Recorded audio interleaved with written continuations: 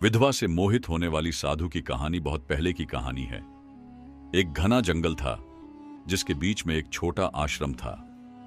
उस आश्रम में एक महान तपस्वी साधु रहता था जिसका नाम स्वामी अच्युतानंद था। वह ध्यान और साधना में डूबे रहते थे। लोग उसे देखने के लिए हर दरवाजे से आते थे और उनके आशीर्वाद के साथ वे अपनी समस्याओं का समाधान प्राप्त करते थे। स्वामी अच्युतानंद का जीवन त्याग, ध्यान और साधना से भरा था। उसका एक बेटा था। एक दिन स्वामी जी को उनके ध्यान में बाधा थी। एक सुंदर विधवा गांव में आई थी जिसका नाम शांता था। शांता उसका पति था। कई साल पहले उसने एक युद्ध में शहादत प्राप्त की थी।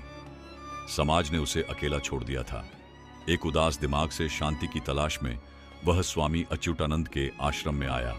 शांति असाधारण स्वामी थी। यह शांतिपूर्ण और सुंदर था।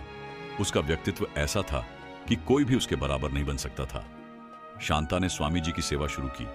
आश्रम की सफाई, भोजन लाना और भोजन तैयार करना। उसने यह सब प्यार के साथ किया। धीरे धीरे मैं भ्रमित होने लगा। साधना करते समय उनका मन बार बार शांता के विचारों से भरने लगा। यहां तक कि एक तपस्वी होने के बावजूद स्वामी जी के दिमाग में प्यार पैदा हुआ। वह बार बार शांता को देखना शुरू कर दिया। स्वामी अच्युतानंद का दिमाग अधिक से अधिक बेचैन हो रहा था। किसी अन्य व्यक्ति की गंभीर भूख और दर्द था और दूसरे और लगाव की भावना। वह अपने दम पर लड़ने लगा। स्वामी जी ने खुद से प्रार्थना की, हे भगवान, क्या हो रहा है?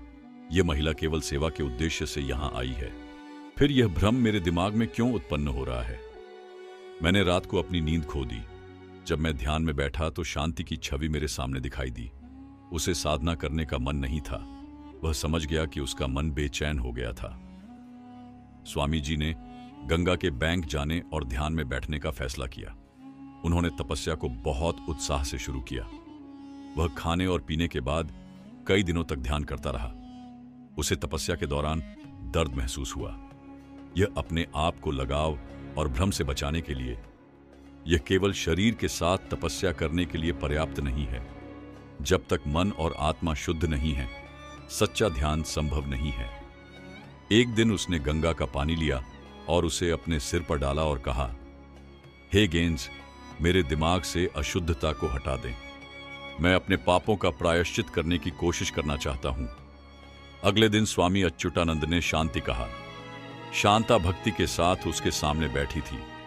स्वामी जी ने शांत आवाज में कहा, शांता, आपने आश्रम की सेवा करने में कोई कसर नहीं छोड़ी है, लेकिन आपके लिए मेरे दिल में जो भावनाएं पैदा हुई वे मेरी शांति और शांति के मार्ग में एक बाधा बन गई।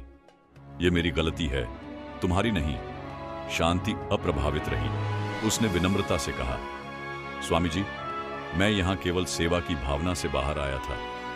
इससे मुझे आपकी उपस्थिति में परेशान होना पड़ा है। फिर मैं यहां से जा रहा हूं।